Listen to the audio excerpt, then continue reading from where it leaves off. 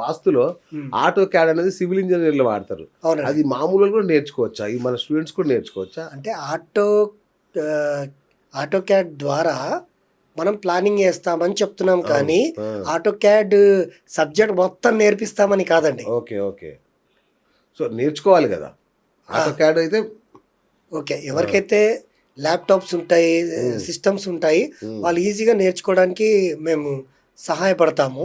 Okay, ఒకవేళ laptops అవన్నీ లేని వాళ్ళకి వాళ్ళు నేర్చుకున్న తర్వాత వాళ్ళకి వర్క్ వచ్చింది అనుకోండి, మన ఆఫీస్కి కాల్ చేస్తే వాళ్ళు చేసి తీసి పెట్టిస్తారు. ఇంకోటి మీరు కొత్త కాన్సెప్ట్ ఆ మధ్య ఇంటర్వ్యూ చెప్పారు, 45 దేవతలు అని. అవునండి, ఇది మన ఒక గ్రూప్ వాస్తు దేవతలు అన్నారు.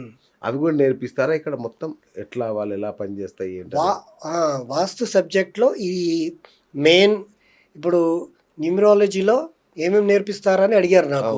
న్యూమరాలజీలో వచ్చేసి name correction, signature, mobile number, vehicle number, door number, ఇవి నేర్పిస్తాం ఎట్లా కరెక్షన్ చేయాలి. అండ్ జ్యోతిష్యంలో వచ్చేసి 4 జ్యోతిష శాస్త్రాలు నేర్పించేస్తాం. ఇది మన వాస్తు శాస్త్రం.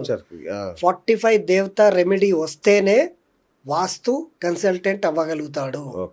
45 వాస్తు దేవతల పేర్లు నోటి పైన ఎప్పుడు ఉండాలి. ఆ వాస్తు దేవుడు అంటే 45లో ఏ దేవుడు ఏం ఫలితం ఇస్తాడు. దీంట్లో పాప యక్షముడు అని ఒక వాస్తు దేవుడు ఉంటాడు ఇంట్లో. ఆ వాస్తు దేవుడి పవర్ని గనక మనం పెంచితే ఇంట్లో ఎవరైనా మందు తాగే వాళ్ళు ఉంటే ఆ అలవాట్లు పోతాయి. ఆ పవర్ని గనక మనము తగ్గిస్తే ఇంట్లో వ్యసనాలు పెరుగుతాయి. అంత పవర్ ఉంది 45 వాస్తు దేవతాస్లో.